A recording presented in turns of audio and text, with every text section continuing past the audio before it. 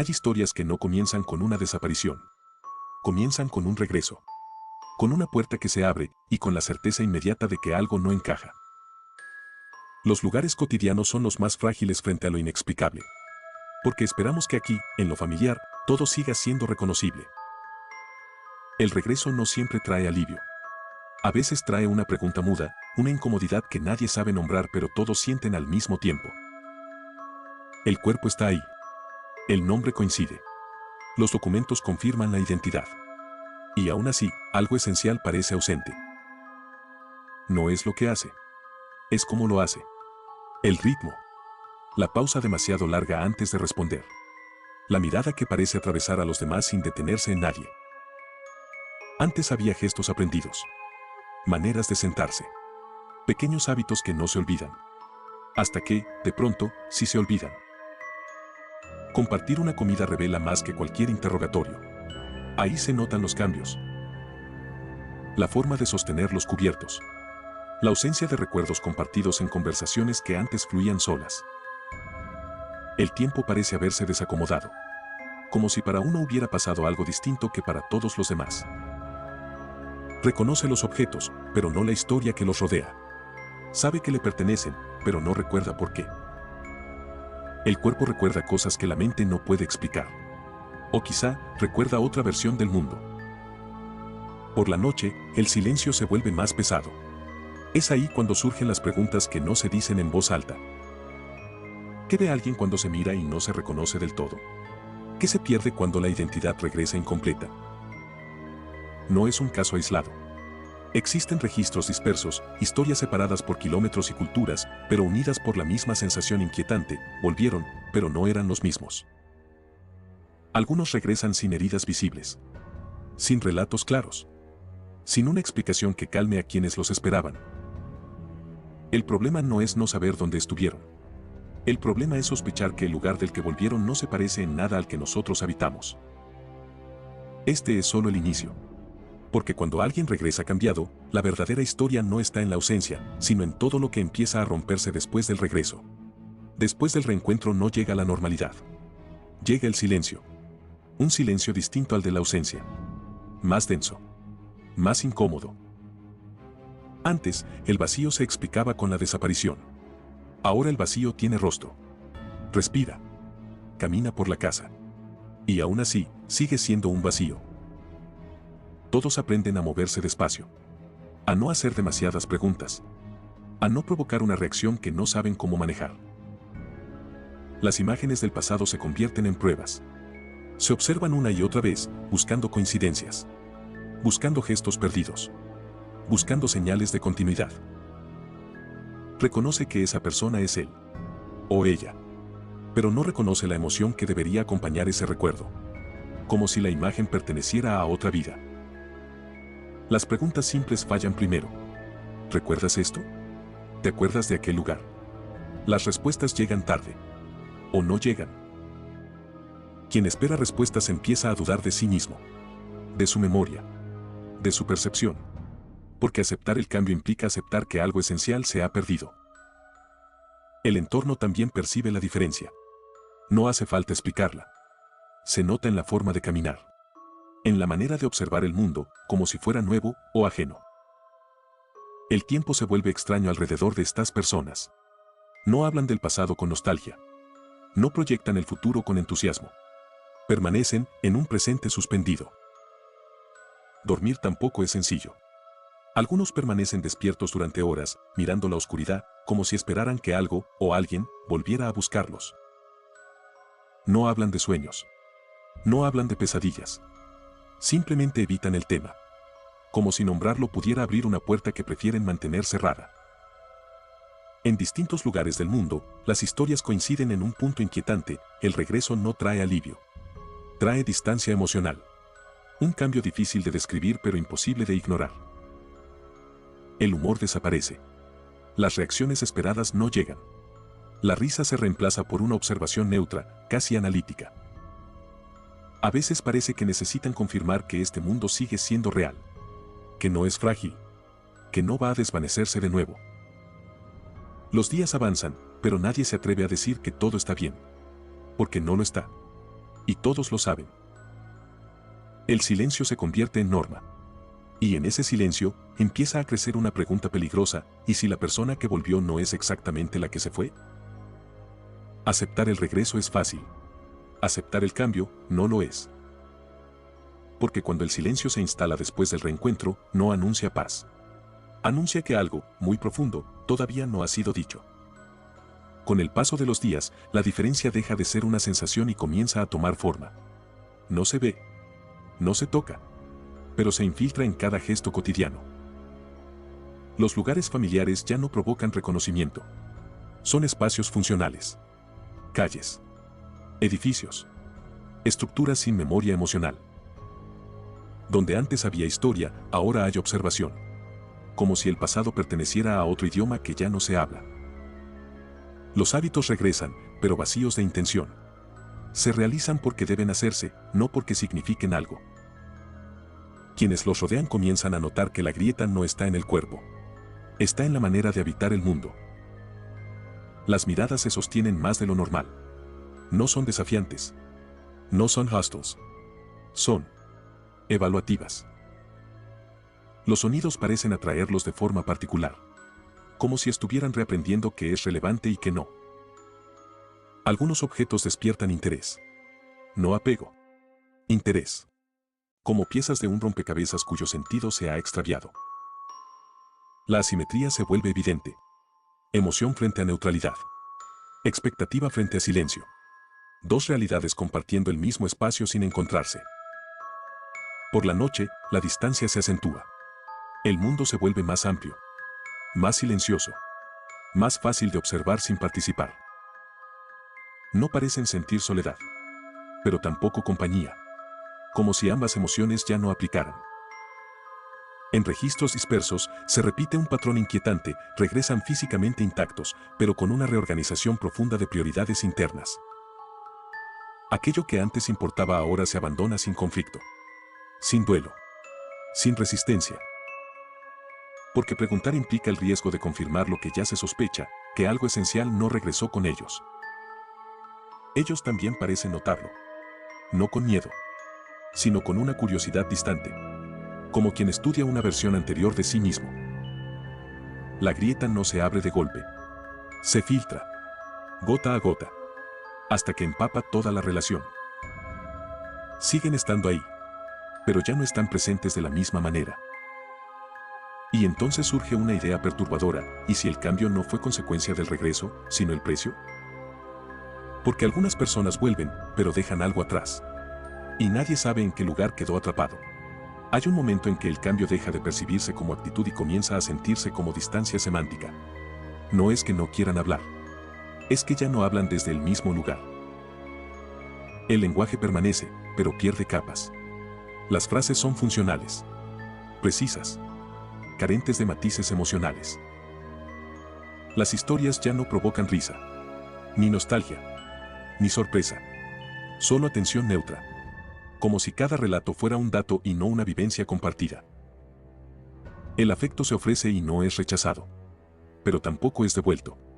Simplemente no encuentra eco. Quienes recuerdan cómo eran antes empiezan a comparar. No con crueldad. Con desconcierto. Buscando continuidad donde ya no la hay. Algunas emociones parecen ser imitadas. No sentidas. Reproducidas con exactitud técnica, pero sin temperatura interna. El rostro ya no traiciona pensamientos. Se vuelve estable. Controlado. Como si algo hubiera aprendido a no dejar rastros. En espacios públicos, la desconexión se acentúa. El ruido social no los abruma. Tampoco los invita. Pasan a través de él. Los intentos por nombrar lo ocurrido fracasan uno tras otro. Las palabras clínicas describen conductas, pero no explican la ausencia de algo esencial. Hay silencios normales. Y hay silencios que pesan. Este último no pide ser llenado. Se impone. El conflicto ya no los atraviesa. Lo observan como un fenómeno externo. Interesante. Distante. Algunos comienzan a registrar lo que sienten. O lo que creen que deberían sentir. Como si la emoción necesitara instrucciones. ¿Estoy bien? Una frase que cierra cualquier intento de profundizar. correcta, inapelable, vacía. Se reconocen en las imágenes, pero no se identifican con ellas. Saben quién era esa persona. No sienten que lo sigan siendo. La comunicación no se rompe de golpe. Se desgasta, palabra por palabra, hasta que lo que queda ya no alcanza para nombrar el vínculo. Los encuentros se vuelven más cortos, más formales, menos necesarios. Porque entender requeriría aceptar que el lenguaje compartido ya no existe. Y con él, una forma de relación. Si ya no hablamos el mismo idioma emocional, hay algo que suele regresar primero, cuando alguien vuelve distinto. No es el silencio. No es la distancia. Es la falta de miedo. Las precauciones desaparecen. Cosas pequeñas, instintivas. Cerrar una puerta. Mirar antes de cruzar. Gestos que antes eran automáticos. No es valentía. No es desafío. Es neutralidad absoluta frente al peligro. Como si el concepto mismo hubiera perdido significado.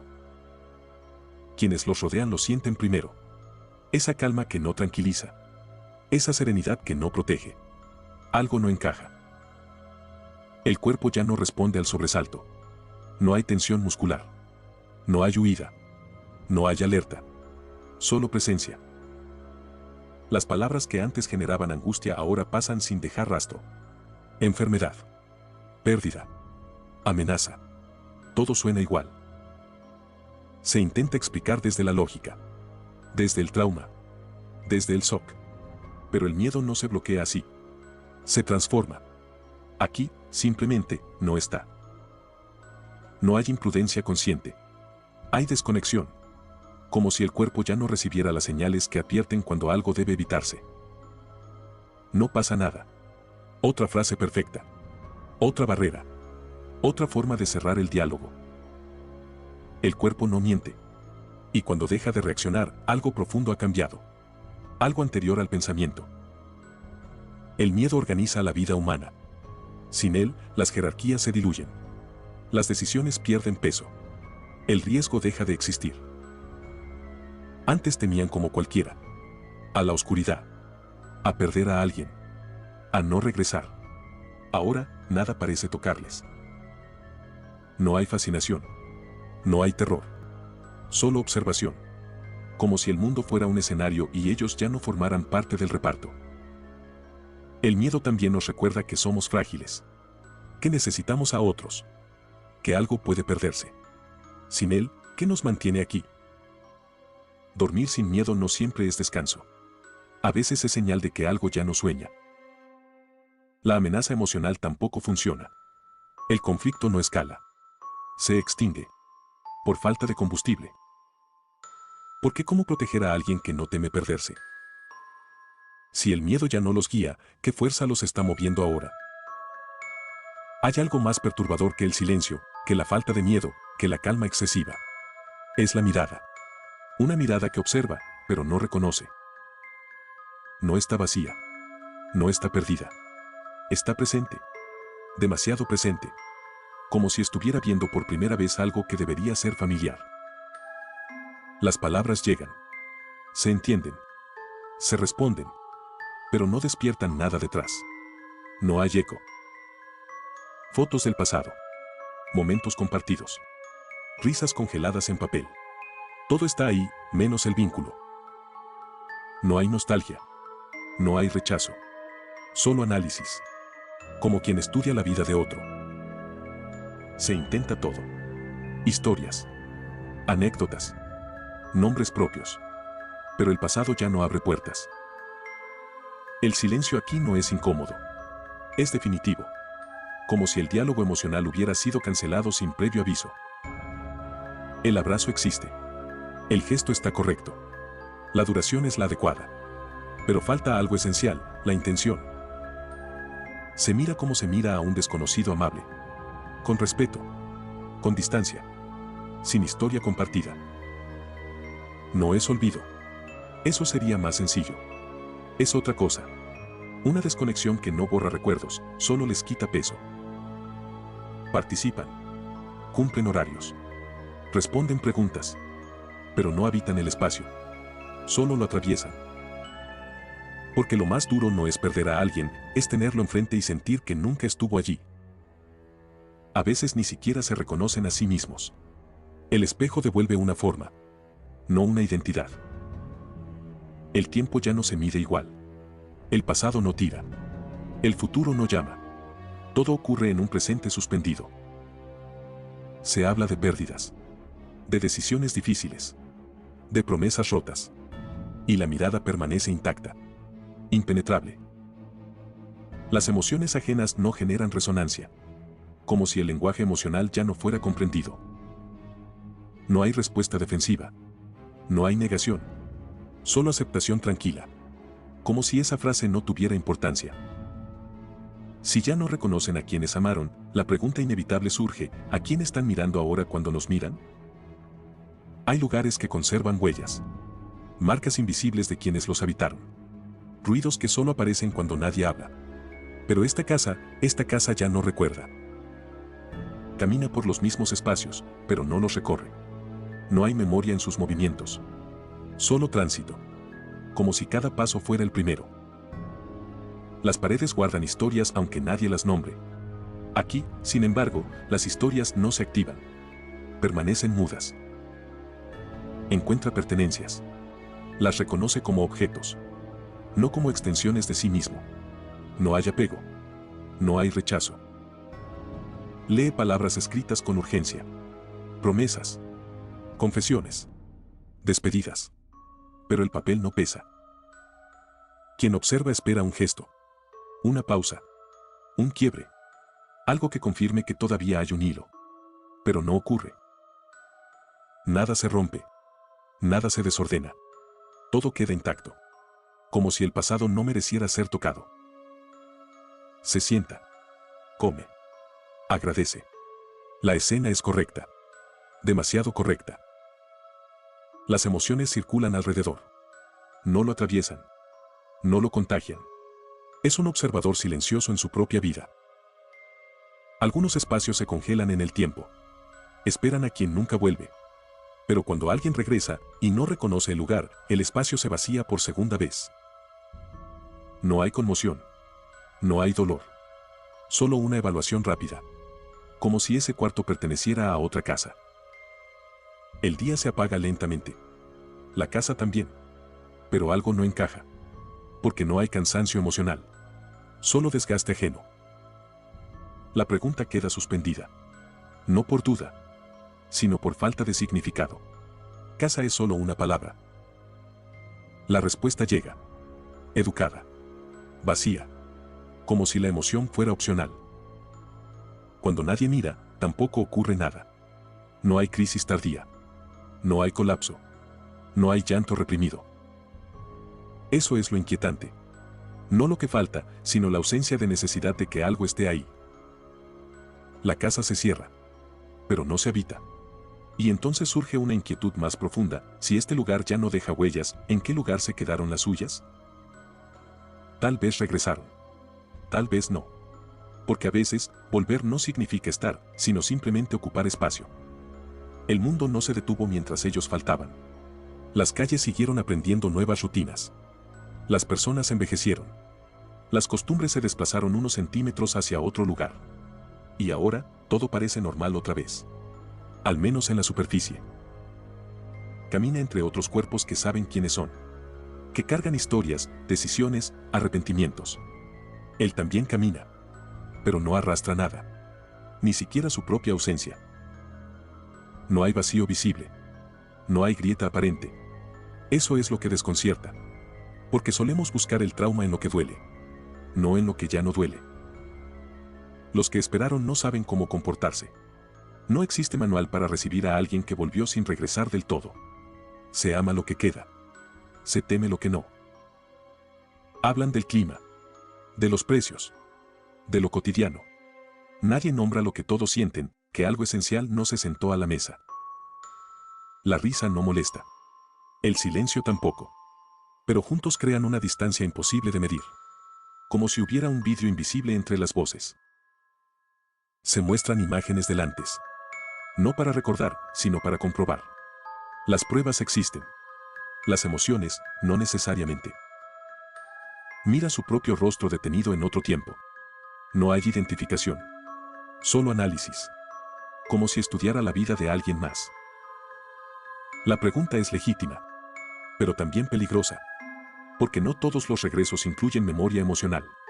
A veces solo traen continuidad física. La respuesta no inquieta por lo que dice, sino por lo que no necesita explicar. No hay contradicción interna. No hay esfuerzo por encajar. Los objetos cumplen su función. Nada más. No hay carga simbólica. No hay historia adherida. Solo utilidad. Algunos dicen que el cielo provoca recuerdos. Que ciertos colores despiertan algo antiguo.